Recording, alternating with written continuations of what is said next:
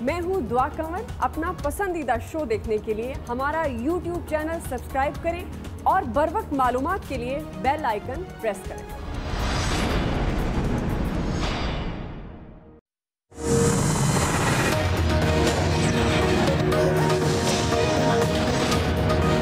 अस्सलाम वालेकुम, आप देख रहे हैं प्रोग्राम एक्सपर्ट्स और मैं हूं दुआ जमील। आज के पैनल का हिस्सा हैं अयाज खान साहब, लतीफ़ चौधरी साहब, फैसल हुसैन साहब, मोहम्मद इलियास साहब, हाफिज़ ताहिर महमूद अशफी साहब और आमिर इलियास राना साहब। सबसे पहले बढ़ेंगे आज के बड़े सवाल की तरफ और बात करते हैं अपोजिशन की। पिछले कई माह से अपोजिशन जमातें हुकूमत के खिलाफ इत्तेहाद की बार बार कोशिशें करें, लेकिन अभी ये कोशिशें बज़ाहिर नाकाम नजर आती हैं। अपोजिशन के इत्तेहाद के लिए लंदन में ज़ेर इलाज नवाज शरीफ साहब भी मुतहरिक हुए। मौलाना फजलुर रहमान और बिलावल भुट्टो से उन्होंने राब्ते किए और अपोजिशन को मुतहद करने की बात की। नवाज शरीफ के मुतहरिक होने पर हुकूमती सफ़ों में भी अभी तक हलचल मची है। आज नवाज शरीफ साहब की हिदायत पर शहबाज शरीफ ने मौलाना फजलुर रहमान से मुलाकात किया, उन्हें मनाने और उनके तहफ़्फ़ुज़ात दूर करने की उन्होंने कोशिश की। मुश्तरका मीडिया टॉक की जिसमें अपोजिशन को मुत्तहिद करने और बाहमी मुशावरत से आगे बढ़ने पर इत्तफाक किया गया, लेकिन उसके फौरी बाद ज़राए के हवाले से ये खबर आई है कि मौलाना फजलुर रहमान ने नून लीग और पीपल्स पार्टी के बगैर अपोजिशन की 10 छोटी जमातों का इजलास तलब किया और ये इजलास 27 अगस्त को मौलाना फजलुर रहमान की रिहाइशगाह पर होगा, जिसमें PMLN और पीपल्स पार्टी के हवाले से हिकमत अमली तय की जाएगी। और मौलाना के इस इक़दाम से बज़ाहिर लग रहा है कि मौलाना की नाराज़गी अभी दूर नहीं हुई है, इसलिए मज़ीद मुलाकातें अभी दरकार होंगी। आमिर इलियास राना साहब, मैं आपसे आगाज़ कर रही हूँ। हमारा सवाल ये है, क्या मौलाना हुकूमत मुखालिफ तहरीक के मकासद को हासिल कर पाएंगे, या जिस तरह से फयाजुल हसन साहब चौहान कह रहे हैं कि 2023 तक मौलाना इंतज़ार करें और अपने गुनाहों की माफ़ी मांगे? देखें जी, जहाँ तक 2023 तक इंतज़ार करने की बात है तो ये फयाजुल हसन चौहान साहब की बिल्कुल ठीक बात है कि कानूनी तौर पे, अखलाकी तौर पे, सियासी तौर पे यही डिमांड होनी भी चाहिए कि जी आप इंतज़ार कीजिए। लेकिन ये गुनाहों की माफ़ी किस चक्कर में? मतलब कल एक साहब वाजिबुल कत्ल करार दे रहे थे नून और पीपल्स पार्टी को, सरवर खान साहब, और उसके आधा टाइम उन्होंने पीपल्स पार्टी में गुजारा और काफ लीग में, क्योंकि 35 साल के साथ थे। तो ये जो कंटेनर देने वाली पार्टी थी, जो खुद कंटेनरों पे चढ़ के आई थी, और इमरान खान साहब कहा करते थे और सारी लीडरशिप के इख्तलाफ से जो भी आएगा हम उसे कंटेनर भी फराम करेंगे, सब कुछ, तो ये अब प्रेशर में क्यों है? और बात गुनाह सवाब और वाजिबुल कत्ल पे पहुँच जाना, मतलब ये कि टेंशन तो है अंदर, और वो टेंशन है कारकर्दगी ना होने की। आप कारकर्दगी दिखा सकते तो ये तहरीक चलाने की गुफ्तगू भी ना कर रहे होते।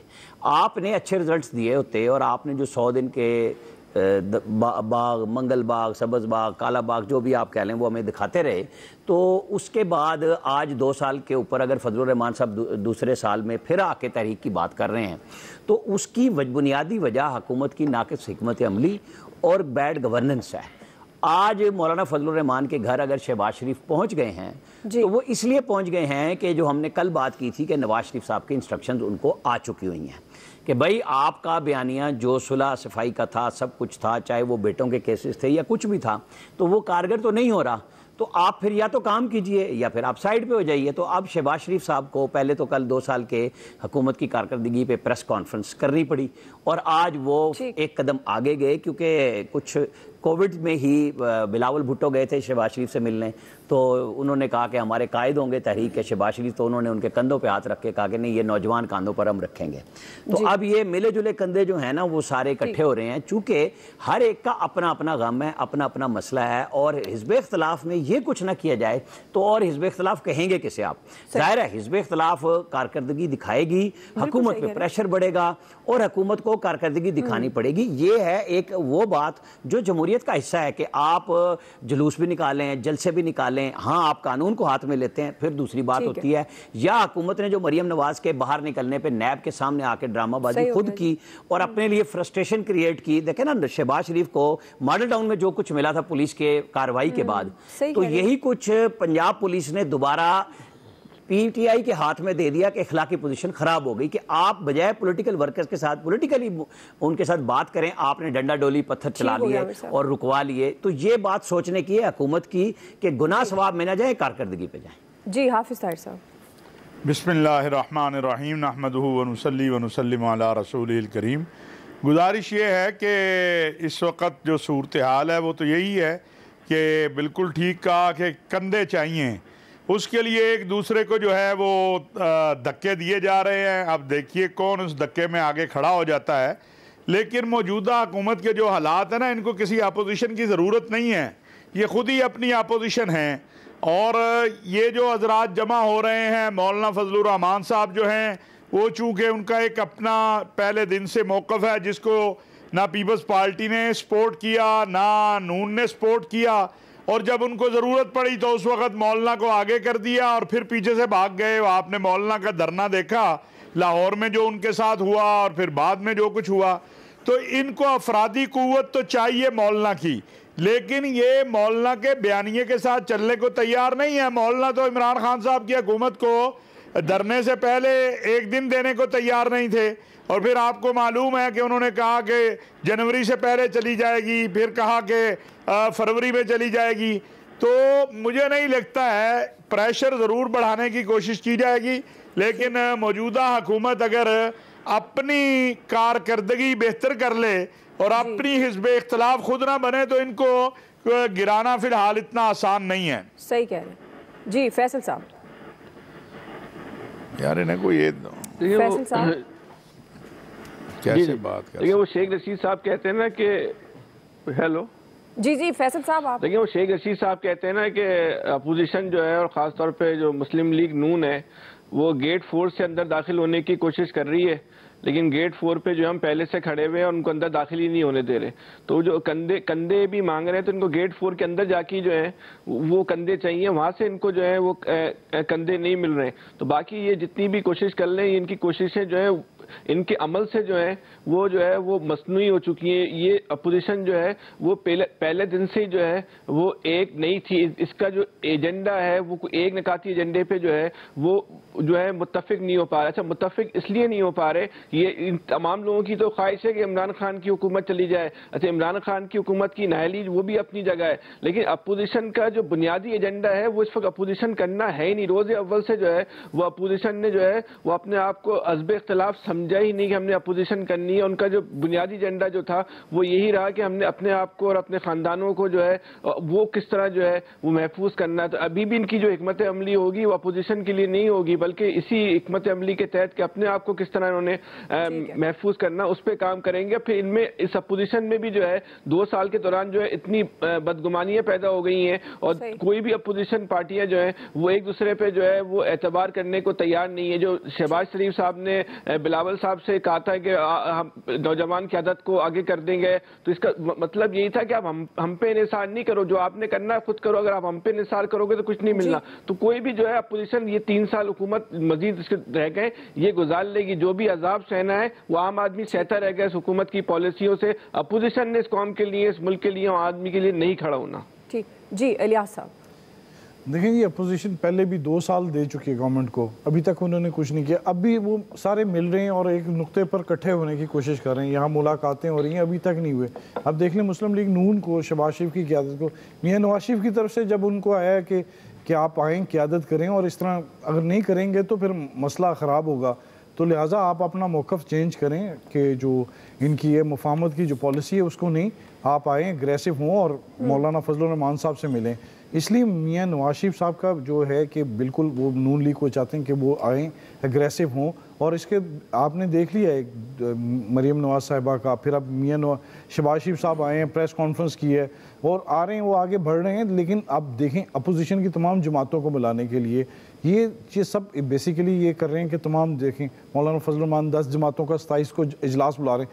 अब तमाम जमातों को साथ में लाएंगे और जो कराची के हालात है, महंगाई की सूरत हाल और जो मुख्तलिफ जो नैब के जो इन पर कार्रवाई की जा रही है, इन पर ये तमाम जो सूरत हाल है इस पर अपोजिशन मिल के एक अपना लाहे अमल जो तय करना चाह रही है। उस पर लाहे अमल कब तक तय होता है ये अब लोग देख रहे हैं कि क्या है, महंगाई तो है कि कंट्रोल नहीं हुई, बढ़ गई, और लोग अभी इस इंतजार में हैं कि गवर्नमेंट क्या, ये अपोजिशन क्या करेगी। अपोजिशन ने तो अपने पहले दिन से किरदार ही नहीं अदा किया, सिर्फ ऐवान के अंदर ही जैसे बोले हैं, बाहर तो कोई आए नहीं, ना उनके लिए कोई महंगाई के लिए बोले, सिर्फ यहाँ बैठ के ड्राइंग रूम में सियासत की। तो ये जो सूरत हाल है लोग भी देख रहे हैं कि अपोजिशन कब तक मुत्तहिद होती है। अब देख रहे हैं अपोजिशन की तमाम जमातें जो पार्लियामेंट में हैं, जो बाहर हैं, उनको कहते हैं मिलाएंगे। अब देख रहे हैं कि कितना टाइम देते हैं। गवर्नमेंट भी उतनी देर में स्टेबल हो रही है, अपने आप को चेंज कर रही है और इकोनॉमी में बेहतरी के राह पर लाप रही है। अब देखें कौन दोनों में से कामयाब होते हैं। बिल्कुल जी, ब्रिगेडियर साहब। दुआ देखें, अपोजिशन उस वक्त कामयाब होती है जब अपोजिशन के लीडर्स बिल्कुल क्लीन स्लेट हो, अपराइट हो, कोई उन पर इल्ज़ाम ना हो और आधे लीडर बाहर बैठे हों और आपस में पॉलिटिकल फैमिली के अंदर डिस्प्यूट हो।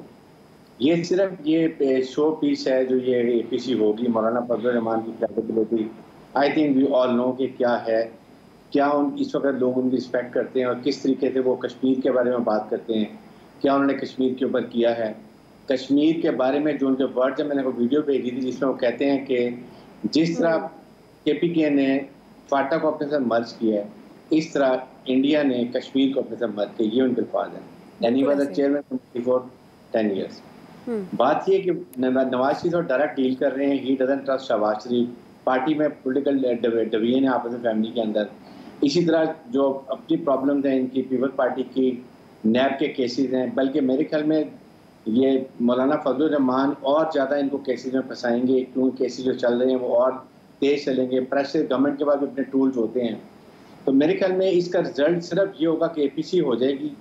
वो भी आई डोंट नो कि वो ये पीपल्स पार्टी आती है या नहीं आती है, इसका क्या रिजल्ट होता है, बट गवर्नमेंट को कोई फर्क नहीं पड़ना, गवर्नमेंट पे प्रेशर नहीं आएगा। गवर्नमेंट अब उन्होंने डिटर्मिन किया हुआ कि हमने डिलीवर करना है, आवाम के लिए करना चाहिए, जिसमें आवाम बिल्कुल बहुत बदहाल हैं और उनका कॉन्फिडेंस खत्म हुआ है। तो गवर्नमेंट अपना काम करेगी, ये अपना काम करे, बट आई थिंक वो 5 साल गवर्नमेंट पूरी करेगी साल।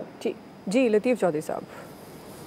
मेरा ख्याल इसमें ये है कि मौलाना साहब के जो अपने कुछ सियासी अहदाफ हैं वो उनको हासिल करना चाहते हैं, जिनके साथ पीपल्स पार्टी और मुस्लिम लीग नून शायद उस हद तक जाने के लिए वो तैयार नहीं था। आपको याद होगा कि जब इलेक्शन ये हुए हैं और उसमें इन्होंने मौलाना साहब की एक तजवीज़ थी कि हमें पार्लियामेंट के में हल्फ नहीं उठाना चाहिए, उसी वक्त बाइकाट कर देना चाहिए और इलेक्शन में रेगिंग के ख़िलाफ़ एक तहरीक का आगाज़ कर देना चाहिए। लेकिन मुस्लिम लीग और उस तमाम तर मुकदमात के बावजूद जो भी उन पे बन रहे थे और पीपल्स पार्टी ने उस हद तक जाने से इनकार किया और उन्होंने कहा कि हम डेमोक्रेटिक सिस्टम, जिसको वो अपने तौर पे डेमोक्रेटिक कहते हैं, हमारी नज़र में शायद वो ना हो, कभी हम ये सिस्टम को डीरेल करने के साथ नहीं जाएंगे, तो हम पार्लियामेंट में अपना रोल प्ले करेंगे। उसके बाद जो उन्होंने धरना और जो वो किया वो भी मौलाना साहब का अपना एक ये इरादा था और उन्होंने दूसरी पार्टीज़ को अपने साथ कन्विंस करने की कोशिश की। दूसरी पार्टी उनके साथ इतनी हद तक तो कन्विंस हो गए कि आप हमारे जहाँ जहाँ से गुजरेंगे, जैसे सिंध में पीपल्स पार्टी थी, उन्होंने उनको एक सेफ पैसेज दिया और पंजाब में भी हुकूमत ने एक सेफ पैसेज दिया, नून लीग जितना जा सकती थी वो गए।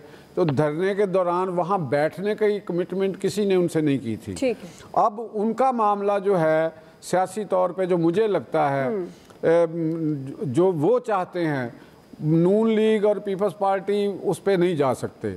देखिए बात यह है कि कुछ चीज़ें हमारी जो स्टेट के साथ रिलेटेड हैं, जैसे फाटा का मामला है, फाटा पे बिल्कुल मौक़िफ़ उनका मौलाना साहब का वही बन गया जो ANP का था, सही, या महमूद खान अचकज़ई वगैरह और इस किस्म के जो अफ़गानिस्तान के साथ और पश्तूनिस्तान का जो एक ख्वाब उन्होंने एक रोमांस बनाया हुआ है, हालांकि अफ़गान उनको खुद वो नहीं समझते, तो वो उनके साथ नवाज शरीफ के बारे में भी शकूक व शुबात इसलिए पैदा हुए कि उन्होंने उन तबकों को अपने साथ मिलाने की कोशिश की जिन पे हमारी जो एस्टेब्लिशमेंट है, जिनको उनके ऊपर तहफ़्फ़ुज़ात थे। तो लिहाजा अगर तो मेरा नहीं ख्याल कि मौलाना साहब ने ये जो छोटी जमातों का भी बुलाया है, तो मेरा ख्याल है कि वो इन 2 बड़ी जमातों पे प्रेशर बिल्ड करने के लिए किया है। लेकिन दूसरी जानब एक और अहम बात है कि जो PTI के अंदर भी मुझे बड़ी एक तशवीशनाक सी सूरत हाल नज़र आ रही है, ख़ास तौर पे शहजाद अकबर के बयान के बाद और जो उससे पहले शाह महमूद कुरैशी ने बयान जारी किया है, ये पाकिस्तान के लिए डैमेजिंग बयान शामिल हुए हैं। ये अब तहरीक इंसाफ के इन बंदों ने क्यों किया, ये चपकलश हमें आहिस्ता आहिस्ता समझ में आएगी। बिल्कुल दोस्त जी, मौलाना हुकूमत मुखालिफ तहरीक के मकासद हासिल कर पाएंगे या नहीं, राय आप जान चुके हैं। ब्रेक ले रहे हैं, ब्रेक के बाद वापस आएंगे। कराची के मसाइल के हवाले से हम बात करेंगे और हम सवाल रख रहे हैं कि कराची के मसाइल का हल सियासी है या इंतजामी। राय लेते हैं ब्रेक के बाद। ये कराची का हाल आपने देखा। कराची में पहली बारिशों का पानी खुश्क नहीं हुआ था कि मॉनसून बारिशों का एक और जोरदार स्पेल शुरू हो गया। नदी नाले ओवरफ्लो हो चुके हैं, सड़कें तालाब बन चुकी हैं, गाड़ियां तैर रही हैं। और ये सूरत हाल सिर्फ आज के दिन की नहीं है, गुज़श्ता कई दिनों से हालात यही हैं। और अगर शहर कायद के मसाइल की ओवरऑल बात की जाए तो शहर का इंफ्रास्ट्रक्चर ज़मीन बोस हो चुका है। कचरे के अंबार हैं, सड़कें टूट फूट का शिकार हैं, समंदर है लेकिन पीने का साफ पानी नहीं है, सीवरेज का निज़ाम दरम बरम है, घंटों की लोड शेडिंग है, बेतरतीब बस्तियाँ, सियासी बुनियादों पर भर्तियाँ, नाजायज़ तजावज़ात, सरकारी ज़मीनों पर कब्जे, बल्दियाती इदारे तबाह हैं और गवर्नमेंट और ब्यूरोक्रेसी नाम की कोई चीज़ नज़र नहीं आती। हुक्मरान कई सालों से कराची के मसाइल हल करने के दावे तो कर रहे हैं लेकिन अमली तौर पर कुछ नज़र नहीं आ रहा। ब्रिगेडियर साहब, मैं आपसे आगाज़ करूंगी क्योंकि हम कराची के हवाले से, कराची के मसाइल के हवाले से तकरीबन रोज़ ही बात कर रहे हैं जो आजकल कराची के हालात हैं। सवाल ये है ब्रिगेडियर साहब कि कराची के जो मसाइल हैं उनका हल आपको क्या लगता है, सियासी है या इंतज़ामी? दुआ देखें, ये सियासी भी है और इंतज़ामी भी है। सियासी रसाकशी की वजह से ये सियासी बन गया और फिर एडमिनिस्ट्रेटर आपने बहुत अच्छा नहीं लगाया, वो लगना चाहिए और उसको पूरे इख्तियारात देने चाहिए। कराची द मेट्रोपॉलिटन सिटी है, इसके लिए हमें चाहिए कि इसको बहुत अच्छा, अभी ख़ास तौर पे 28 अगस्त को ये ख़त्म हो रहा है, हमें बहुत अच्छा नॉन सियासी, नॉन पॉलिटिकल फिगर को हमें एडमिनिस्ट्रेटर लगाना चाहिए टिल द टाइम आप इलेक्शन करवाते हैं। क्योंकि अभी आपकी जो है ये सेंसस पूरा नहीं हुआ है, फिर उसके बाद आपको अप्रूवल होना है इलेक्शन में पाकिस्तान में, फिर इसकी डिलिमिटेशन होनी है, फिर कहीं जाके पहले इलेक्शन होंगे। तो इसके लिए जितने अर्से के लिए भी है बहुत अच्छा एडमिनिस्ट्रेटर लगाएं, उसको पावर दें और फिर जो कमेटी बनाई है वो इसको चलाए, चाहे वो पीटीआई और पीपल पार्टी की बनी है, वर्किंग रिलेशन रखें। They have to do something good for Karachi. भी कराची में दोबारा बारिश हुई, you can't imagine what is like in Karachi जी। He know and very unfair के जमहूरियत है, अपनी हुकूमत है, ये मिलके इसको अच्छे तरीके से हल करें। जी हाफिज ताहिर साहब, देखिए बात यह है कि कराची को इंतज़ामी तौर पे भी और सियासी तौर पे दोनों में ज़रूरत है कि कराची की आवाम पे रहम करें दोनों ही। और हकीकत बात यह है कि हमारे यहाँ चूँकि सियासी क़ुव्वत जो है वो मजबूत होती है, वही तो अगर ये सियासी लोग जो हैं ये तय कर लें कि हमने कराची के लोगों पे रहम करना है तो इंतज़ामी तौर पे भी रहम हो जाएगा। लेकिन चूँकि सियासी लोगों को रहम नहीं है इसलिए इंतज़ामिया भी इन्हीं की लगाई हुई है। तो ये तो दोनों मिलके कौम पे मेहरबानी करें और कराची की आवाम से फिर मैं ये कहता हूँ कि वो अभी तय कर ले कि भाई जिन लोगों ने उनको इस हशर तक पहुँचाया है इनसे निजात कैसे हासिल करनी है। क्योंकि ये जो कुछ हम देख रहे हैं बड़ा दुखी दिल के साथ देख रहे हैं कि कराची में तो वो आज किसी ने एक मैसेज भेजा था, उन्होंने कहा कराची में रेंजर या आर्मी की बजाय नेवी भेजें ताकि वो ये मसाइल समुंदर बना दिया आपने कराची को।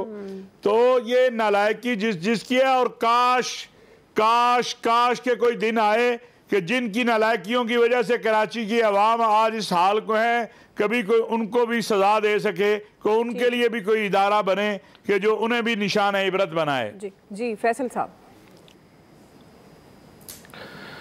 देखिए कराची का जो मसला है वो ना सियासी रहा है ना इंतज़ामी रहा है, वो जो है अब इंसानी मसला हो गया। इस शहर की हर गली में जो है वो रोज़ाना की बुनियाद पे जो है वो इंसानी अलमिया जो है वो जन्म ले रहे हैं। अब इस शहर के लोग बोल रहे हैं कि हमें इंसान समझ लो। आप अगर एक बाइज़्ज़त शहरी का दर्जा इस शहर के लोगों को देने को तैयार नहीं हो तो एक इंसान का दर्जा दे दो, एक ग़ुलाम इंसान का ही दर्जा दे दो। लेकिन ऐसा महसूस होता है कि एक पूरी मनसूबाबंदी के साथ जो है वो शहर के लोगों पर जो है इसके लोगों को कुछ सज़ा दी जा रही है कि शहर के में रहने वालों को यहाँ की हुकूमतें चाहे सूबाई हो या वफाकी हो या और कोई ताकतवर सियासी फोर्स हो, वो इंसान समझने को भी जो है वो तैयार नहीं है। इतनी बदतरीन आज की सूरत हाल है। अभी आपने अपने इंट्रो में कहा था कि पानी खुश नहीं हुआ था। पानी खुश होने का ताल्लुक नहीं है। जो 5 दिन पहले बारिश हुई थी, उस बारिश के कई इलाकों का पानी घुटनों आज भी मौजूद था। और आज जो बारिश हुई है, उस बारिश के बाद जो तबाही है, उसके असरात तो आपको कल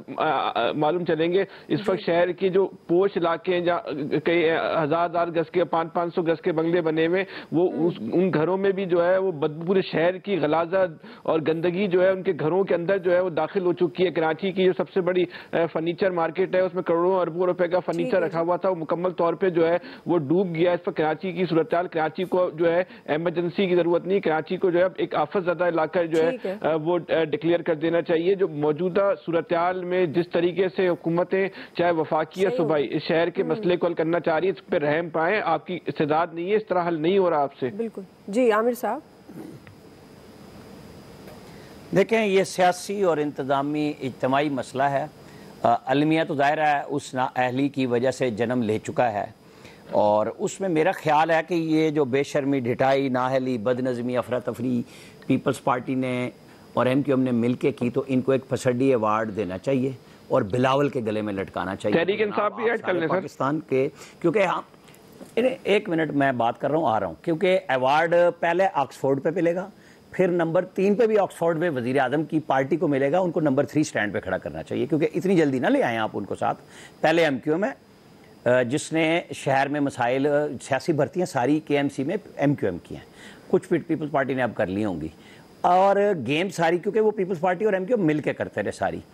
आपने सारा शहर फंसा दिया। ब्रिगेडियर साहब कह रहे हैं एक नॉन पॉलिटिकल, बिल्कुल आपको एक पॉलिटिकल वर्कर, पॉलिटिकल इंतजामी बंदा लेके आना पड़ेगा, जिसमें ये कहानी गलत है कि जी PTI, MQM और पीपल्स पार्टी बैठ जाए जिन्होंने शहर में अलमिये जन्म दिए हैं। उसमें जमात इस्लामी को आप शामिल करें, बाकी जमात जो वहाँ शहर में असर रखती हैं, जमात इस्लामी की फाउंडेशन भी काम करती है, आपको उनको दूर नहीं रखना चाहिए। फैसले करने के लिए एक ऐसा एडमिनिस्ट्रेटर जो 28 अगस्त को आपको लगाना है, जो शहर को चलाने के लिए कुछ बुनियादी काम कर जाए, क्योंकि पीपल्स पार्टी कभी नहीं चाहेगी कि अब इलेक्शन वो फौरन कराए। वो गेम चाहेगी कि ऐसा बंदा लगा दें कि बस हमारे पास वो जो नाम का मेयर था दूसरा वो भी चला जाए। नहीं, इनको लाना चाहिए, और यहाँ वफाकी हुकूमत को बड़ा दिल दिखाना पड़ेगा। फैसला कराने में पॉलिटिकली बयानात की बजाय बिठा के पीपल्स पार्टी को समझा के बिलावल की अहलियत को इस मामले पे चैलेंज करना चाहिए कि भाई आप एक बड़े शहर से पढ़ के आए, एक बड़ी माँ के बेटे हैं, आप सारे पाकिस्तान की बात करते हैं, आप कराची में 4 दिन नहीं दे सकते। बिल्कुल सही। आप जहां वो प्रेस कॉन्फ्रेंस करें बिलावल से सिर्फ कराची पे हो कि पहले आप ये ठीक कर दें, फिर लाड़काने का जवाब दे दें, फिर आप पाकिस्तान में आ जाएं कि बाकी बात करें। जी लतीफ़ चौधरी साहब, मेरा ख्याल ये है कि राना साहब की पता नहीं बिलावल से कहीं कोई हाथापाई हो गई है, जितना आज उन पे वो बरसे हैं। तो ये अब ये कोई इतना ये रॉकेट साइंस नहीं है इसका समझना, कोई नाम उनका भी आना चाहिए कराची का। देखें, जब क़याम पाकिस्तान से पहले कराची बर्रे सगीर का एक ऐसा शहर था जिसको बर्रे सगीर का लंदन कहा जाता था। गोरों ने एक किमाड़ी के एरिए को मुंतखब करके जो नई प्लानिंग से उस शहर को आबाद किया, उसकी सारी प्लानिंग की, जिसको टाउन प्लानिंग कहते हैं। अगर सिविल इंजीनियरिंग का कोई बंदा हो या वो, उसको अच्छी तरह ये समझ आ जाएगी, सियासतदान को तो नहीं आएगी। टाउन प्लानिंग एक साइंस होती है किसी शहर को बसाने के लिए, किसी जगह करने के लिए। आप आज भी चीन के अंदर चले जाएं, वहाँ कोई खुद रो बस्ती नहीं बन सकती, वहाँ कोई बिल्डर वगैरह कोई अपनी आबादी नहीं बना सकता। आबादी बढ़ेगी तो गवर्नमेंट जो है वो उनके लिए एक प्लान्ड एक आबादी कायम करेगी, जहाँ सीवरेज सिस्टम होगा, पानी का सिस्टम कैसे होगा, इसकी ऊंचाई कितनी तक आप रख सकते हैं, आगे कोई तजावज़ नहीं कर सकते।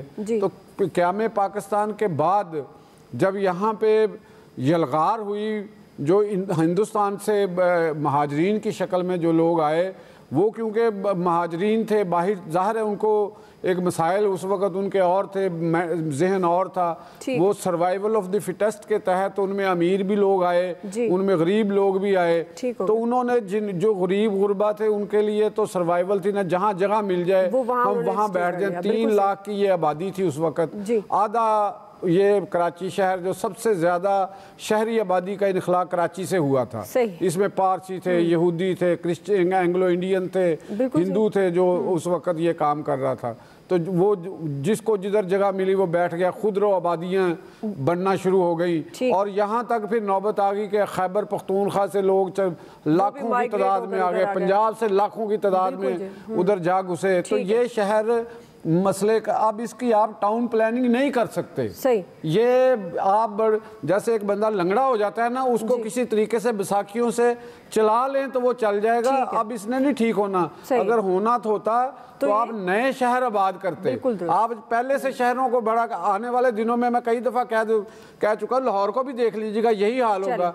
राणा साहब गवाह होंगे, आज से 20 साल पहले का इस्लामाबाद और आज के इस्लामाबाद में कितना फर्क है। टेम्परेचर में फर्क आ चुका है। हमारे हुक्मरानों में, हमारी ब्यूरोक्रेसी में विजन नहीं है। हमने जो निसाब उनको पढ़ाया है, वो अफसर जो आए हैं वो भी बहुत नीचे हैं शहरी लाइफ से। यही उसका मसला है। सही जी। इलियास साहब देखिए, सूरत हाल ये है कि सियासी जो गवर्नमेंटें माजी में आई उन्होंने देखें कुछ नहीं किया, जिसके वजह से आज कराची के जो मसाइल हैं दिन ब दिन बढ़ते जा रहे हैं। कोरोना हो या बारिशें हुई, मानसून के जब सिलसिला शुरू हुआ तो जो भी स्पेल आ रहा है उसमें अजीब ही देखने के आ रहा है, बढ़ से बढ़ के बड़ा देखने के आ रहा है। क्या लोग परेशान हो गए हैं, लेकिन गवर्नमेंट है कि बस आपस में देख रही है, एक दूसरे पर बयानबाजी कर रहे हैं। लोगों के मसाइल की तरफ कोई नहीं जा रहा। लोग खुद अपनी मदद आपके तहत या NDMN चली गई थी, या चली गई, अब आर्मी कर रही है, रेंजर कर रही है, या खुद लोग। अब देखें सूरत हाल है कि सिस्टम इंफ्रास्ट्रक्चर नहीं बनाया। इतना बड़ा शहर है, इसके लिए बनाना चाहिए था। अब ना माजी के जो लोग जिम्मेदार थे, सियासी गवर्नमेंट जिम्मेदार थे, इंतजामी जिम्मेदार थे, जिन्होंने किया उनको भी जिम्मेदार नहीं ठहराया जा रहा है। इस वक्त सब बैठ के देखे तमाशा देख रहे हैं कि लोगों के किस तरह लोग मुश्किलात का शिकार हैं। ये सूरत हाल है, इसको जब तक एड्रेस नहीं किया जाएगा, जब तक सियासी गवर्नमेंटें नहीं बैठेंगी। आपके फेडरल गवर्नमेंट को चाहिए पैकेज लाना, पैकेज लाने का ऐलान कर देते, लेकिन ये मसले का हल नहीं होता। नवाज शरीफ साहब भी ऐलान करते रहे, पीपल्स पार्टी भी बरसर इक़्तिदार है, उसने क्या किया आज तक?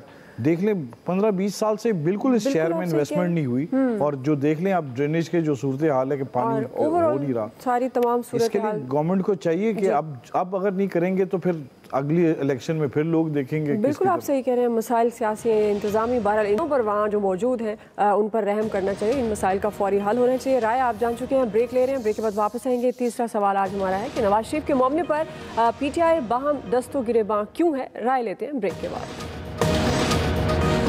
नवाज शरीफ साहब की मेडिकल रिपोर्ट्स पर गवर्नमेंट ने नया पेंडोरा बॉक्स खोल दिया है। मेडिकल रिपोर्ट्स में मुबैना जालसाजी की जिम्मेदारी वफाक, पंजाब हुकूमत और नैब एक दूसरे पर डालने की कोशिश करें। वफाकी वज़रा पंजाब हुकूमत को जिम्मेदार समझते हैं। पंजाब हुकूमत का कहना है कि नवाज शरीफ के खून के नमूनों और रिपोर्ट्स का इंतजाम नैब ने किया था, जबकि नैब का मौक़िफ़ मुख्तलिफ है।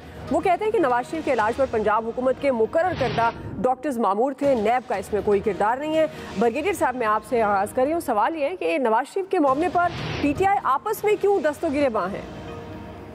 I think they have realized it's a very embarrassing situation, federal government के लिए भी और पंजाब गवर्नमेंट के लिए भी और नैब के लिए भी। और overall responsibility rest with Punjab government, इसमें पंजाब की नाकामी है। और आई थिंक यास्मीन राशिद साहब को इसमें she should be held responsible है, फ्रैंकली सेज, इसलिए कि उनको चाहिए था, इंश्योर करना चाहिए था कि उनके टेस्ट जो है किसी जो एक अथेंटिक लेबॉर्ट्री से करवाई जाए, बेशक वो फेडरल गवर्नमेंट से, इस्लामाबाद से कराते, कहीं से कराते जी, ताकि ये बड़ा क्लियर होना चाहिए था कि 2000 प्लेटलेट्स के साथ वो क्या कंडीशन बताई, जो सिचुएशन की गई थी। We must give credit to PMLN की team, law team, doctors team, जिन्होंने बड़े क्लीन ब्रेक से उनको बाहर ले गए। और वहाँ जाके आज तक उनका टेस्ट का कभी अनाउंस नहीं हुआ कि उनका टेस्ट कैसे आ रहे हैं, प्लेटलेट क्या सिचुएशन है, क्या प्रॉब्लम थी। तो ओवरऑल इस पे मेरे ख्याल में they have to see inward, ये इसके लिए now they have to take action जिसके खिलाफ भी है। आई थिंक ये बहुत ज़रूरी है ताकि आइंदा के लिए कभी ऐसी बात हो। जी आमिर साहब, अब चीखें मारें, धाड़ें, रोएं, पीटें, क्या फ़र्क पड़ेगा? वो जो फवाद चौधरी साहब एक डॉक्टर साहिबा से कह रहे हैं कि वो तो गायनोकोलॉजिस्ट हैं। मतलब फवाद चौधरी साहब एक वकील हैं, वो दुनिया के हर शोबे में बात करने को समझते हैं कि वो उनकी महारत है। तो ये क्या जच्चा बच्चा का काम था जो उसने डॉक्टर ने की थी? वो एक पंजाब की वज़ीर सेहत है। आपने डॉक्टर फैसल को अब स्पेशल असिस्टेंट बनाया है प्राइम मिनिस्टर का, जिसका नाम लेके प्रेस कॉन्फ्रेंस में प्राइम मिनिस्टर ने कहा, कैबिनेट में कहा कि जो शौकत खानम के डॉक्टर फैसल हैं, मैंने उनसे भी पूछा है, तस्दीक की है, हर तस्दीक की थी। अब मसला इन्हें समझ नहीं आ रहा। कुछ जो साहिबान जिनको समझ आता है वो कहते हैं हम सियासी तौर पे दबाव में आ गए थे। तो भाई दबाव में आए थे तो फिर ये एनआरओ का रोना क्यों पीटते हो? तुम्हारे में इतनी तड़ नहीं थी तो उसे जाने क्यों दिया था? फिर चीखे थे कि जी वो जहाज पे तो चलते हुए जा रहे थे। तो भाई क्या हमने उस वक्त भी कहा था कि वो मेडिकल बेड पे लेट के जाते? ठीक है, वो सीढ़ियां लगी हुई थी जहाज पे जो लिफ्ट की सूरत में थी, गए थे। अब आप चीखें, और कानून के मुताबिक आपने मार्च में खत बरतानवी गवर्नमेंट को लिखा था। होना ये चाहिए कि फिर इमरान खान साहब को खत लिखना चाहिए, बोरिस जॉनसन को कोई टेलीफोन कॉल करें, कोई उधर दोस्ती बना ले, कोई फैसला करा ले। बिल्कुल सही जी फैसल साहब। हाँ सही बात है, आमिर साहब जो बात कह रहे हैं वो बिल्कुल सही है। अब चीखने का जो है वो क्या फ़ायदा, ये तो उस वक्त आपने सोचना था।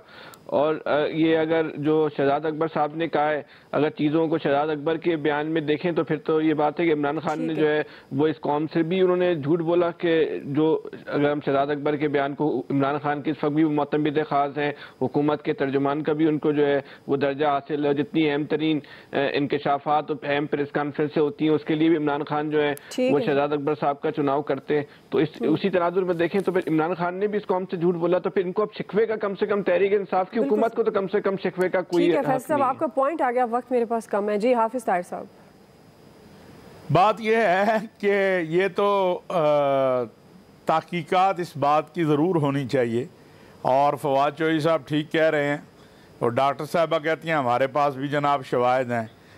ये सारी चीज़ें उस वक़्त क्यों नहीं चेक हुई? इसका मतलब है कि खान साहब ने जो लोग भेजे थे उन्होंने भी खान साहब से गलत बयानी की, सूबाई वज़ीर साहबा भी गलत बयानी कर रही हैं, और तो ये तो फिर इसका मतलब है पूरे आवे का आवा ही बिगड़ा हुआ है। किस किस की तहकीकात करेंगे? और जहाँ तक बात है मियाँ साहब को लाने की, तो मैं नहीं समझता हूँ कि मियाँ नवाज शरीफ साहब को ये ला सकते हैं। जिन पे करप्शन के इल्ज़ामात इतने बड़े बड़े इन्होंने किए वो नहीं ला सके। मियाँ साहब अपनी मर्जी से आएँ तो आएँ, मेरा नहीं ख्याल मौजूदा हुकूमत ला सकेगी। लेकिन इतना ज़रूर है कि तहकीकात ज़रूर होनी चाहिए कि ये रिपोर्ट जो है उनमें वाकई कोई गपला था या जेन्युइन थी, और कौन किसके साथ मिला हुआ था, ये तो आने वाला वक्त ही बताएगा। ठीक है जी इलियास साहब। नहीं, उस टाइम ना पंजाब गवर्नमेंट सारा इसको देख रही थी। नैब ने अगर से किया था, लेकिन रिपोर्ट्स जो आती थी हर 6 घंटे बाद या 12 घंटे बाद आती थी, तो पंजाब गवर्नमेंट ही थी उसके बारे में आके बाहर प्रेस कॉन्फ्रेंस करती थी। डॉक्टर यास्मीन राशिद होती थी या डॉक्टर महमूद एयाज होते थे, तो ये सारे ये खुद ही बताते थे, लोगों को तो नहीं पता चलता था, ये खुद बयान करते थे। तो इनको इस वक्त सब पता था कि ये रिपोर्ट असली है कि नकली। ठीक है जी लतीफ़ चौधरी साहब, वक्त कम है मेरा। हाँ जी बिल्कुल सही। मैं सिर्फ एक मिसाल ही दे देता हूँ कि एंजेलिना जूली को ले पालक बच्चे पालने का बड़ा शौक है, तो वो उसने कोई ब्लैक बच्चा लिया हुआ है, कोई गोरा लिया हुआ है। तो ये पीटीआई में ना इसी तरह के लय पालक हैं, ना इनका कोई नजरिया लेना नहीं देना, बल्कि लड़े अच्छा है। इतना ही, अपना ख्याल रखिएगा, अल्लाह हाफ़िज़। मैं हूँ दुआ कंवर। अपना पसंदीदा शो देखने के लिए हमारा YouTube चैनल सब्सक्राइब करें और बर वक्त मालूमात के लिए बेल आइकन प्रेस करें।